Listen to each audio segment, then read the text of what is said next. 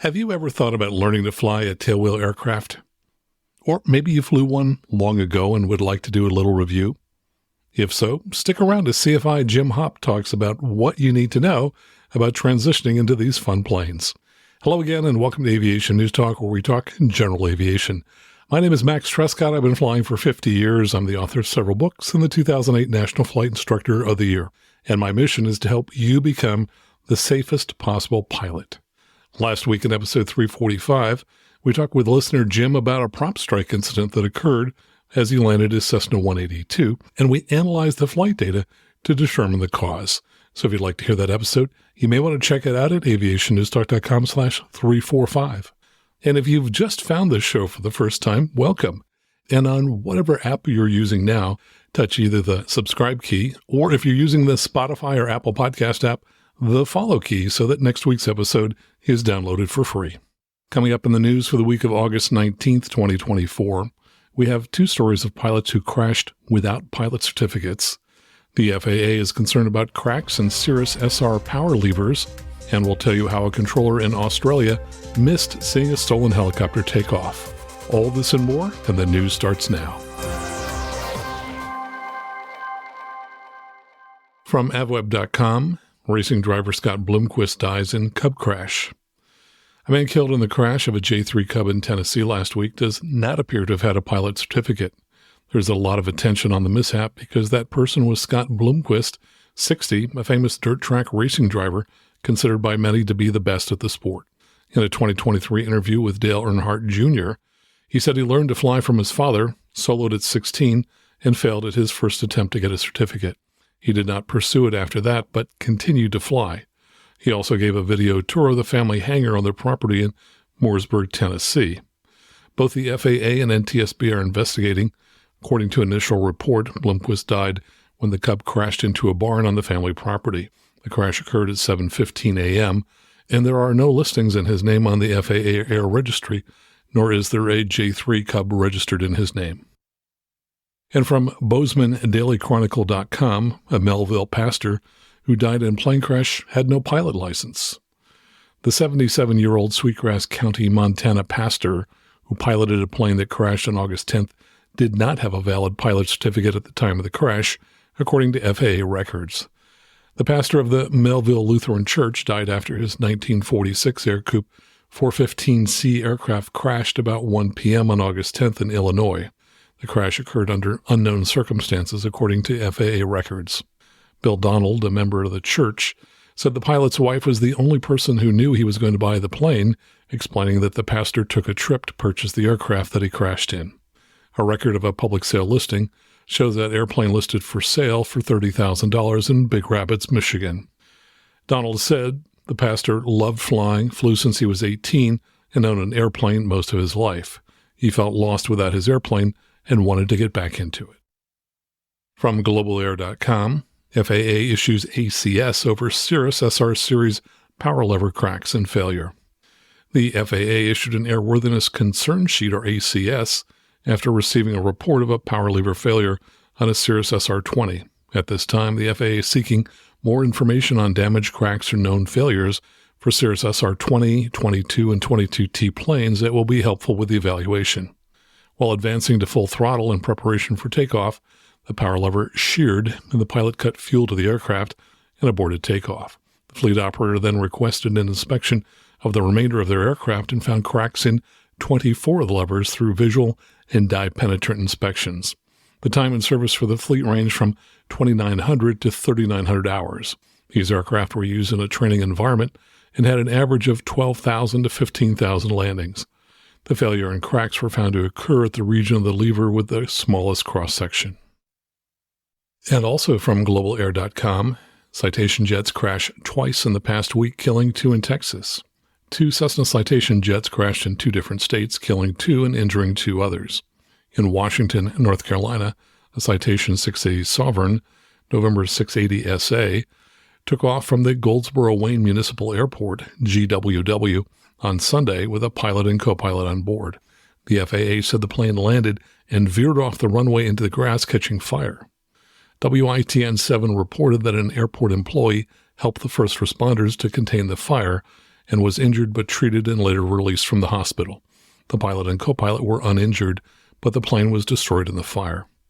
And earlier this week on Tuesday in Odessa, Texas, at 7 a.m., a Cessna 550 Citation 2, November 689, Victor Papa took off from the Odessa field, that's Oscar Delta Oscar, and struck a power line, continuing southbound until it crashed into a private alley, hitting several homes and sheds. The Texas Department of Public Safety reported that the plane was flying at a low altitude before clipping the power line. Hector County Sheriff Mike Griffiths said witnesses saw the plane struggling to gain altitude, and he said the pilot was likely attempting to avoid the houses. The 48-year-old pilot of Bel Air, Texas, and a 49-year-old woman of Orange, Texas, were pronounced dead at the scene. According to Houston Public Media, the pilot was the president and CEO of a Pasadena-based company, and the woman was a senior administration manager at the company. And one of the causes we've seen of these kinds of takeoff crashes in citations in the past is failure to turn off the parking brake before takeoff. From dailymail.co.uk, a New York businessman has been killed in a helicopter crash after wasps built a nest in the gas tank vent, causing the engine to sputter and plummet from the sky. The pilot, age 65, from Carthage, New York, was at the controls of his private Schweitzer 269C helicopter when disaster struck just 15 minutes into flight on July 27th. The crash occurred at around 11:15 a.m., leaving Johnson seriously injured. He was taken to the hospital where he was pronounced dead. Investigators identified the culprit as a nest built by mud dauber wasps inside the chopper's gas tank vent tube. The wasp caused this helicopter to sputter and fall out of the sky, killing Johnson. The helicopter plunged into a marsh from 50 feet in the air, crashing behind a commercial property he was developing about 70 miles northeast of Syracuse. The NTSB report released on August 2nd said that while 11 gallons of fuel were found in the tank, it flowed sporadically, consistent with a lack of venting. NTSB investigator in charge, Robert Gretz, wrote, "After all the fuel was drained, the metal fuel vent tube was examined with a borescope, and a blockage was observed in the tube. The vent tube was then removed from the tank, and the debris was removed using compressed air and a metal wire. The blockage was later confirmed to be consistent with a mud dauber nest." Johnson hadn't flown his Schweitzer helicopter for 3 weeks prior to the fatal crash, his brother told investigators. Mud daubers, dark-colored wasps, known for building nests in unused machinery, had taken advantage of the helicopter's 3-week hiatus. And I was curious about the range of mud daubers, and a map shows that they can be found in every state in the United States as well as many of the provinces in Canada. From GeneralAviationNews.com, first flight after annual ends in crash from fuel exhaustion. This comes from an NTSB report. The accident flight was intended as a test flight after the Cessna 182's annual inspection. During the pre-flight inspection, the pilot visually checked the fuel and noted that there was less than he expected. While operating in the traffic pattern at the airport in Orlando, Florida, he experienced static on the radio and departed the airport area to troubleshoot. When he concluded these efforts and turned the airplane back toward the airport, the engine stopped producing power. Unable to restore power, he performed a forced landing to a street. The pilot avoided vehicle traffic and power lines. However, the airplane hit trees and a masonry fence, resulting in substantial damage to both wings. Examination of the wreckage by an FAA inspector revealed no fuel in the aircraft's fuel tanks. Probable cause: the pilot's improper fuel planning, which resulted in a total loss of engine power due to fuel exhaustion. From avweb.com, NTSB's safety investigation targets Part 135 operators. The NTSB has released the results of a special investigation involving more than 500 accidents between 2010 and 2022.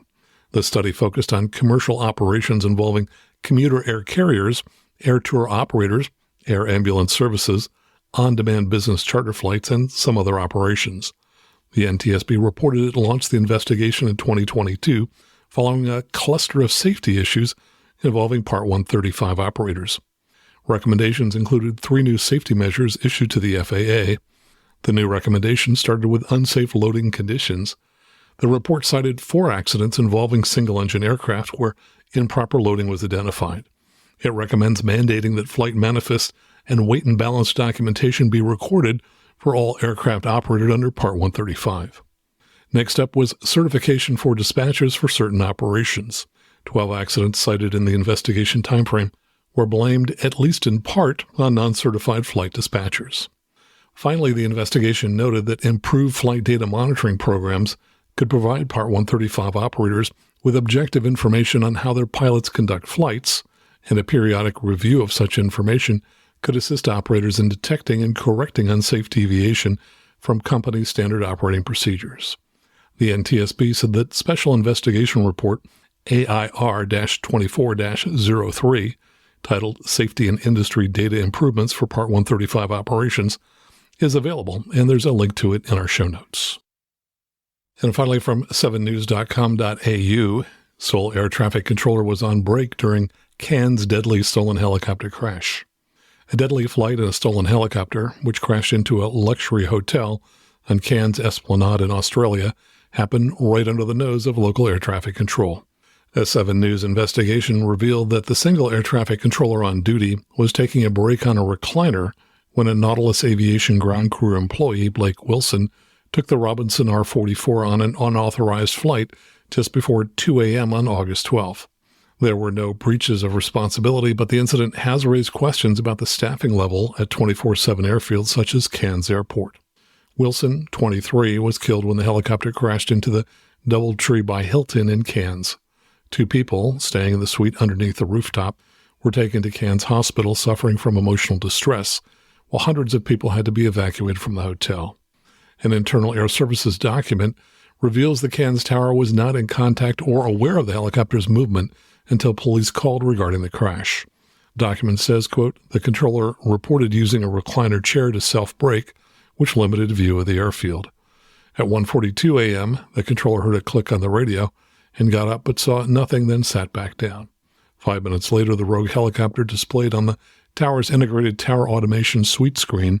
At 1:51 a.m., the controller heard a longer click and got up within 1 minute to check again, however did not observe anything on the display. The report states that 1:52 a.m. was also the time the helicopter disappeared from the screen. The internal document also states the controller, quote, did not sleep during this short break and attended to audio cues heard over the radio between 1:42 and 1:51 a.m. Well, that's the news for this week. Coming up next, a few of my updates, including our video of the week.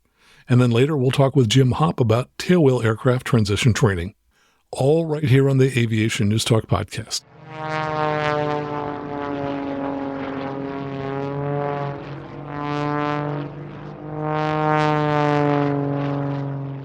And now let's get to the good news. Congratulations to Sam Estes. He writes, just took my check ride at Santa Paula, which would be down in Southern California, and passed my single-engine land private. Just wanted to say thanks for all you do for the show. It's been a huge help, and wanted to thank you with a sign-up on Patreon and a one-time donation via PayPal. Looking forward to working on my IFR now. Congratulations to you, Sam. And now for our video of the week. This is the Martin Mars water bomber making its final flight from Port Alberni to the British Columbia Aviation Museum, and it's being escorted by the Canadian Forces Snowbirds. So it's a really great video, especially if you love seaplanes as I do. And to find it, just go out to aviationnewstalk.com/video anytime you want to see our video of the week. And on that same page where you'll find a link to the video, you'll find links that you can use to sign up and support this show. So if you've been listening for a while and you find that you're getting value from it, and you've been thinking, I'll sign up to support the show when I get around to it someday, here's the perfect opportunity to kill 2 birds with 1 stone. You can watch some great videos, and when you're done, sign up to support the show. There are 4 easy options. You can make a monthly donation via Patreon or PayPal. And if you sign up via Patreon, you'll get all kinds of goodies at the different support levels, starting at $8 a month. And for example, the $35 a month supporters get access to my online courses, and our $50 a month mega supporters get a signed copy of one of my books after 2 months. And you can also make a one-time donation via Venmo, Patreon, or Zelle. And when you do, I'll read your name on the show. To get to that page where you see the video of the week and sign up to become a supporter, just go to aviationnewstalk.com/video. And for those of you who are thinking about working on your multi-engine rating, I just wanted to mention that the multi-engine pilot oral exam guide has been updated, and it's been updated by Jason Blair, who's taken over that series. You can find it at asa2fly.com or Amazon and many other places. So consider getting a copy of that. I always recommend the oral exam guides for just about any certificate or rating. They are really well done. And here's a quick note that there's a change to anybody who's looking to become a CFI. In the past, it was really easy to take the Fundamentals of Instruction FOI exam. You didn't need any kind of endorsement. You just went and took the test. Well, that's about to change. As of September 1st, the FAA is going to require that you get a CFI endorsement before taking that exam. And just a quick update on what I've been doing. On Monday, I spent the full day flying to Truckee Airport with my friend and fellow CFI Kumar, where we attended the free mountain flying course sponsored by the Truckee Airport. The ground portion was in the morning, and then we each flew with a local CFI in the afternoon. I flew with Chris Barbara, who's CEO of Mountain Lion Aviation, which is the Cirrus Training Center at Truckee. One of the things he pointed out is that runway 20 departures almost immediately enter an area of downdrafts, since the airport is east of and on the leeward side of the Sierra Mountains. He recommends an early left turn at whatever altitude a pilot is comfortable with to escape the downdrafts and enter an area of updrafts. And when I flew with him, I started that left turn probably when I was at 100 feet AGL or less, and a standard rate turn is about all that's required to get an appropriate heading to get you into an area where you'll hit some updrafts. Now, I should note that when I was flying, there were a few times when I got slow. One of the issues is that the surrounding mountains tend to create a false horizon that's higher than the actual horizon. And since as pilots, we know what the sight picture should look like relative to the horizon when we're looking outside, it's easy to pitch up too high as the mountains create this illusion of a higher than normal horizon. So, like all other aspects of flying, airspeed is life, and we all need to pay attention to it, particularly when we're flying in the mountains. Now, I also spent several hours visiting with airport staff while I was there and got a tour of the airport, and that's probably going to result in a magazine article, and I'll tell you more about that if and when that comes out. And it looks like next week I'm going to be on a trip flying with the owner of a new-to-him Cirrus SR-22T from California to Missouri, so I'll be gone at least a couple of days for that, and I'll tell you more about that afterwards. I also have 3 back-to-back VisionJet trips coming up in September, which may limit my time to produce new episodes, but I'll do the best I can. And here's a moving post that I saw on LinkedIn that I'm going to read to you. It really gets to the heart of what aviation is about, which is helping other people when we can. It was posted by Jordan Lamott, who I don't know. It says he's an international Gulfstream contract captain. And he wrote, "Yesterday I was tagged in a post on one of the pilots groups I'm on in Facebook that there was a terminally ill 12-year-old boy nearby at Children's Hospital in Los Angeles that wishes to meet a captain. I quickly sprung into action and coordinated everything I could do to make this little boy's dream come true of meeting a corporate jet captain.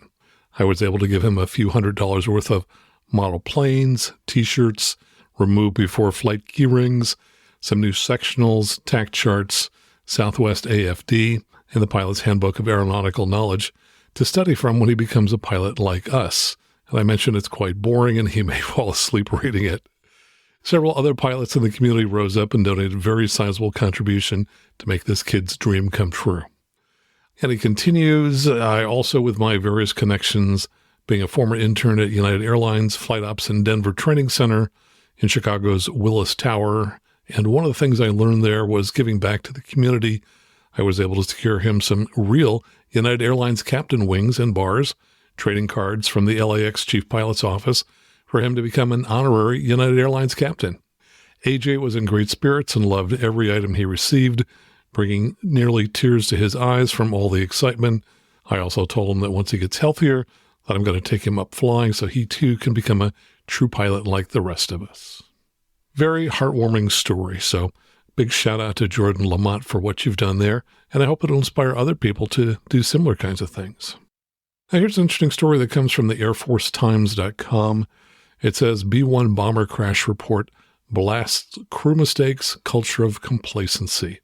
And I'll just mention that this is kind of an interesting article. You might want to check it out, even though it's not about general aviation. Some of the same things apply.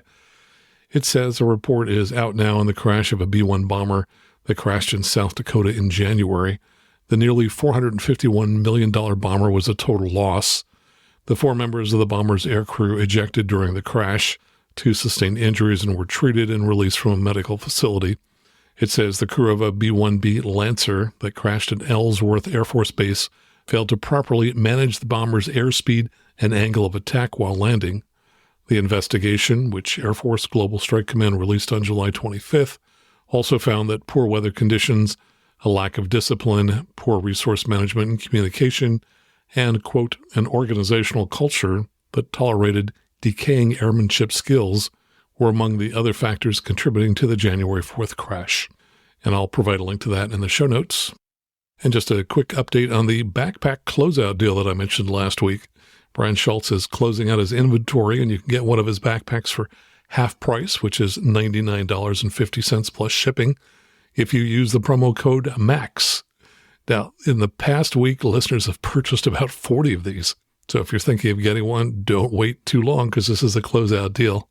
For the full description, listen to last week's episode 345. And to get the backpack, I've created an easy-to-remember URL for you, which is aviationnewstalk.com/backpack. And don't forget that if you're thinking of buying a Lightspeed headset, the brand I've been using for 25 years, they'll send a check to help support this show if you buy a new headset from them by first going to a special link that I've set up on my website. And that link is aviationnewstalk.com/Lightspeed. And now see if you know any of these people who've signed up to support the show in the past week. Special thanks to new Patreon supporters Dan and to Charlie Farwell, and to one-time donations via PayPal, thanks to Randolph Lasota and to Andrew Schmertz, and thanks for a one-time donation via Venmo from Scott Sellers, and a one-time donation via Zelle from Carter Boswell. Thanks so very much for your support. Coming up next, our conversation with Jim Hopp about what it's like to transition into flying a tailwheel aircraft, all right here on the Aviation News Talk podcast.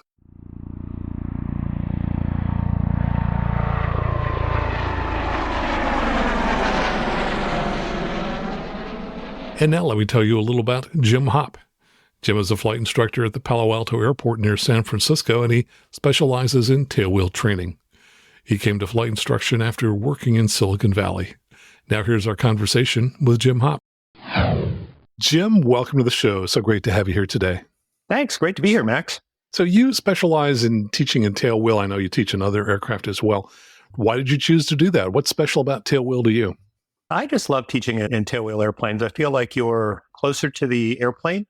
There's typically less stuff in the cockpit to watch, not a lot of glass panels. We often have a stick, which allows you to feel the airplane a little bit better. And then I also like the challenge of having to handle the airplane on the ground. No question. Definitely more of a challenge on the ground for tailwheels. So let's talk about the ground. What's different on the ground when people are flying a tailwheel? The big difference is the ground handling because of where the center of gravity is of the airplane relative to the main gear. So on a nose wheel airplane, the center of gravity is in front of the main gear. And what that means is since the center of gravity is where the airplane tends to pivot when it's turning on the ground, that if the airplane isn't tracking straight, if you've got a little bit of drift at touchdown, or if the nose isn't quite pointed in the direction you're moving, then the center of gravity is the airplane's going to jerk. If the wheels are behind the center of gravity, then the nose is going to tend to turn in the direction of that jerk, which essentially cancels out the jerk. But in a tailwheel airplane, the center of gravity is behind the main gear. And so if the airplane isn't tracking straight or is drifting right or left at touchdown, the center of gravity is going to try to continue moving in that direction. And because the main gear are in front of the CG, that means the CG is going to try to move out to the side of the airplane and cause a swerve and perhaps even a ground loop. I describe it as the difference between pulling a wagon, like in a nose gear airplane, where if the wagon starts to sway, it's going to start tracking straight because you're pulling it, versus pushing a wagon in a tailwheel airplane where if the wagon starts to sway, you need to counteract that sway immediately or the wagon's just going to turn off to the side. So that's the primary difference between tailwheel and nose gear airplanes. It's all about handling the airplane on the ground. Yeah, certainly the tail always wants to try and get in front of the airplane, so it's a lot of work to keep it where it belongs. Talk about gyroscopic precession. That was one of the big differences I noticed when I was first doing takeoffs in tailwheel aircraft. So, we have the usual three left turning tendencies of the airplane, and that applies to both nose gear and tailwheel airplanes. But the one you see in a tailwheel airplane at takeoff is gyroscopic precession. The prop is essentially a giant gyroscope. And so in a tailwheel airplane, we pick the tail up off the ground during the takeoff roll and accelerate on the main gear. And when that tail comes up, it exerts a force on that giant gyro at the front end of the airplane. Because the force on the gyro is manifested 90 degrees in the direction of rotation, that means that the airplane is going to want to turn left when the tail comes up. And so that is something that you don't have to deal with in a nose gear airplane at takeoff. And it just means you've got one more thing to think about when you're taking off. In fact, when I'm teaching takeoffs to new tailwheel students, we often do a 3-point takeoff, which is analogous to a soft field takeoff in a nose gear airplane, just so that they don't have to deal with gyroscopic precession just as they're learning how to fly a tailwheel airplane. So talk a little bit more about that in terms of the right rudder pressure that you're applying as you go down the runway from kind of start to rotation. Yeah, so as with any airplane, especially if it has a more powerful engine, as you bring the power in and the airplane starts to accelerate, the airplane is going to want to yaw left. And so you're going to have to feed in right rudder to keep the airplane tracking straight. And that's true in a tailwheel airplane as well. The additional thing is when you raise the tail during the takeoff roll, then the airplane is really going to want to yaw to the left. And so as that tail comes up, you really need to feed in more right rudder to continue it tracking straight. And then once the tail gets up to its horizontal position, then the gyroscopic precession goes away and you can relax a little bit of right rudder pressure. Yeah, that I found interesting was that we've got increasing right rudder pressure and then decreasing and then increasing Yes. again. So there's a lot going on, but it helps to understand if you know why it's doing that and what's going to be happening. Yes. Talk a little bit about ground operations when we're taxiing around. What are some of the considerations there? A couple of things are going on. First of all, in a tailwheel airplane, you typically, the tail's on the ground, and so you're sort of looking up. And depending on the model of airplane, you may or may not be able to see directly over the nose. So your visibility is going to be less, and it may even be obstructed to the point where you actually taxi in S turns, where you just turn the airplane right and left so you can get a peek at what's in front of you. That's true in some airplanes, not others. The other things that come into play are there's a weather vaning tendency. If you're taxiing in a crosswind and the wind is pushing on the side of the airplane, if there's a nose wheel on the airplane, then that's less of an issue because you've got that third point in front of the airplane that is resisting the weather vaning. However, in a tailwheel airplane where that third wheel is behind, you've got the entire side surface of the airplane, fuselage, that's being pushed. And because the center of gravity is behind that main gear and the airplane wants to turn around the center of gravity, the airplane is constantly trying to weather vane into the wind if you're taxiing in a crosswind. And so the classic example of Palo Alto is there's a 15-knot wind right down the runway, and you're taxiing on uniform towards the terminal at a 90-degree angle, and you're just having to hold right rudder the entire time to keep the airplane from weather vaning into the wind. And one final aspect is that because you've got the tail sitting lower than the fuselage of the airplane, the wings are actually at a positive angle of attack the entire time you're taxiing. And so you really need to pay attention to making sure that you're not taxiing fast enough to generate enough lift to make the airplane light, and that you're really pushing that tail, assuming it's a headwind, you're really pushing that tail down into the ground by holding full aft stick. Or conversely, if you're taxiing with a strong tailwind, you'd actually have the elevator stick all the way forward to keep the wind from being able to pick the tail. That's typically not an issue until you get over about 25 knots of tailwind, in which case you should be asking yourself why you're actually in an airplane. But it is something to be aware of. Well, a lot of challenges when you're on the ground with a tailwheel aircraft. What about when you're in the air? How is that different? They're the same. Airplanes are airplanes. Doesn't matter where that third wheel is in the air. Typically, a tailwheel airplane is an older design, so it'll often be draggier and have a bigger rudder. Certainly, when I fly with some pilots of modern nose gear airplanes, the engineers have done such a great job of tuning out the adverse yaw that you really can take your feet off the rudder pedals once you rotate and not really notice the adverse yaw. That is not true in a tailwheel airplane because it's an older, draggier airplane. you really can notice the adverse yaw. And so in the air, you're going to need to pay more attention to rudder usage to really keep the airplane flying well. Well, let's talk about landings. We've got a couple different varieties, and once again, things are a little bit more challenging. Yes, we have two landing types that we can do in the tailwheel airplanes. The first one that we teach is called a three-point landing, and that's where we try to touch down with all three landing gear simultaneously. Something that you absolutely don't want to do in a nose gear airplane. But because in the tailwheel airplane, the tail is designed to be lower than the main gear, we essentially have the airplane in the proper touchdown position while we're taxiing around the ground. In a three-point landing, just like in a nose gear airplane, we're going to make sure we have a stabilized approach. We're going to arrest the descent, let the airplane get into ground effect. And the difference is we're then going to pitch the airplane up slowly until we get into that three-point attitude. And then we're just going to hold that pitch attitude until the airplane touches down on all three wheels, as opposed to a nose gear airplane where you typically would want to touch down on the main gear and then hold the nose wheel off for a little bit. The other landing that we teach, which is unique to the tailwheel airplane, is a wheel landing. And that's where we actually touch down in a flat pitch attitude with both main gear on the ground at the same time, and the tail wheel is actually off the ground.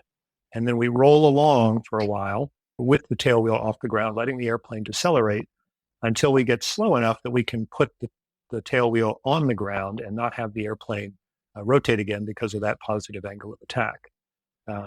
It's a very subtle landing, and frankly, it's different, especially when pilots of nose gear airplanes are doing a tail wheel transition. They really struggle with it because you've always been taught never push the stick forward in the landing process. And here, what we're teaching you to do is when the main gear touch down, you push the stick forward. And so that requires a leap of faith, let's say, to do. The reason we do wheel landings is, number one, they're really cool. So it impresses everybody if you do a wheel landing.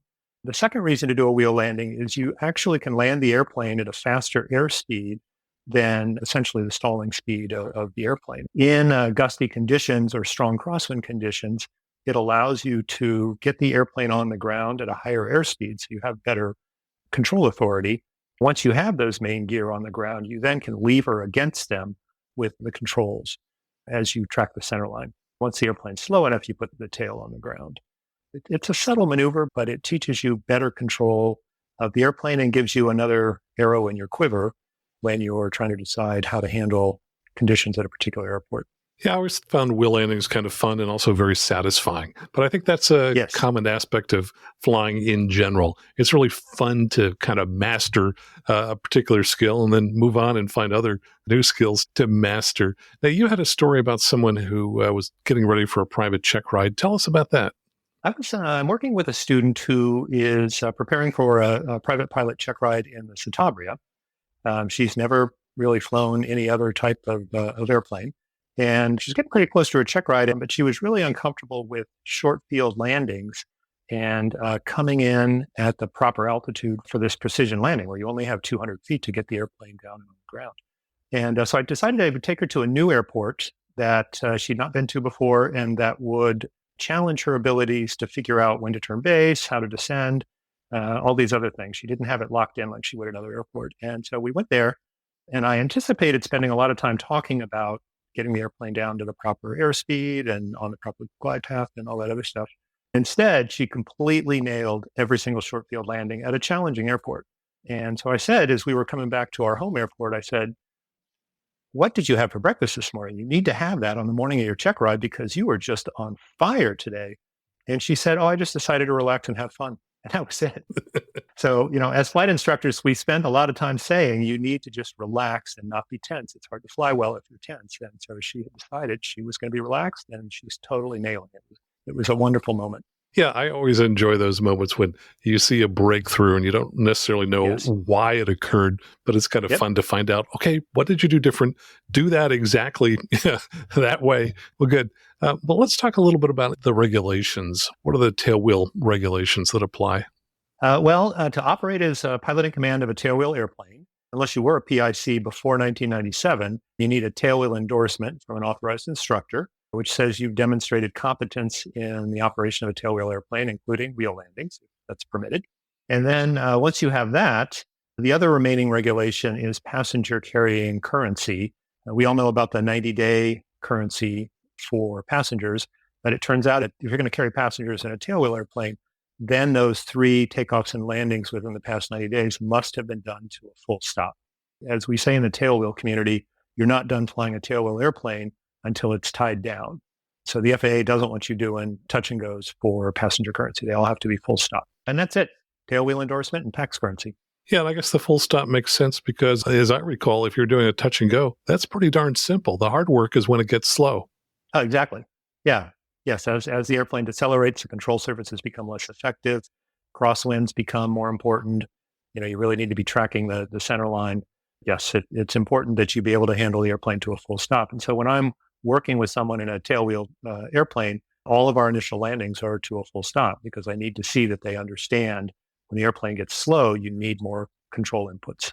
Now, is flying a tailwheel every 90 days sufficient to maintain proficiency? No. In fact, most clubs will insist on a 60-day currency at most for tailwheels. Because they're harder to handle on the ground, they're just not as forgiving of poor technique and things you can get away with on a nose gear airplane and not damage the airplane, you won't get away with in a tailwheel airplane. Walk us through, if you would, what's involved in a tailwheel endorsement. What are all the kinds of things that you would go through with someone, and how many hours might they expect for a typical transition? It really depends on whether they know what the rudder pedals are for in the airplane. If you know what the rudder pedals are for and you exhibit good crosswind technique, then the tailwheel transition is pretty straightforward. So the things that I'll start with are the differences between tailwheel and nose wheel and how they handle on the ground, really getting back to the center of gravity, talking about the weather vaning effect, talking about the crosswind controls. They're slightly different if you have a quartering headwind. And then going through a pre-flight, examining the tailwheel and how it works. Is it connected to the rudder pedals or not? Most of the tailwheel airplanes are cloth airplanes, if you can believe that. And so we talk about how do you inspect the fuselage and the wings to make sure that the cloth is still in good shape. Otherwise, it's a standard walk around. And then once we get into the airplane and are ready to taxi, it's talking about the rudder controls to keep the airplane tracking straight, especially in a crosswind. We will work on a 3-point takeoff to start because that's a simpler takeoff. Typically in the air, we'll work on rudder control exercises, especially if people have forgotten about adverse yaw. It really shows them how much adverse yaw there is in the airplane and the rudder controls. And then it's all about pattern work, basically getting comfortable with tracking center line on the final, being able to move the airplane left of the center line, right of the center line while you're keeping the nose pointed straight down the runway. One exercise I really like is getting into ground effect in the airplane on a long runway, using power to keep the airplane from touching down, and then basically sliding from side to side from the right edge of the runway to the left edge of the runway, keeping the nose pointed down the runway the entire time. It's a great exercise for teaching the interrelationship between the ailerons and the rudders. And then it's just landings. 3-point landings, how do you judge the 3-point attitude, holding it off? Crosswind correction once the airplane touches down is super important. As I'm sure you've seen in landings, Max, people often feel like once the wheels are on the ground, they're done and they can relax and start thinking about what they're doing after the flight. And that's just when things get really exciting in a tailwheel airplane. So really paying attention to those crosswind controls, aileron all the way into the wind if there's a crosswind, making sure the tail is firmly on the ground, and rudder to keep tracking straight down the runway. In terms of timing, 15 hours is pretty average, it seems to me. But again, it depends on how comfortable you are with the rudder pedals. If you take your feet off the rudders once you get in the air and never touch the rudder pedals again until you're taxiing, then it's going to take a little longer. I remember my tailwheel instruction, which was before I became a CFI. And I think I did 2 flights in a Cessna 170. And I had not figured out the gyroscopic precession, and I was not doing a great job. So before the 3rd lesson, I got a copy of The Complete Tail Dragger Pilot, the yellow-covered book. Oh, good, yes. I read through that, and the very next takeoff was just amazingly great. And my instructor was shocked. He was like, how did you do this? What did you do different from last time? And certainly, like in many aspects of aviation, a little bit of knowledge and pre-study goes a long way to doing well when you get into the airplane. Yes, I encourage my students to do chair flying, where they visualize I'm tracking the center line, and then I get hit with a gust of wind from the right. The airplane moves left. I'm going to put the stick to the right to move me back over the extended center line, and then I'm going to use whatever rudder is necessary to keep me pointed down the runway. Chair flying is amazing. I think it's probably underrated, and pilots don't really recognize how effective it is. And it's pretty inexpensive as well. And it's almost as good as flying in the airplane, provided you've got the basic understanding of the fundamentals. Tell us where you teach and what kind of tailwheel aircraft they have that you teach in. So I teach at Advantage Aviation in Palo Alto, California. We currently have 7 tailwheel airplanes.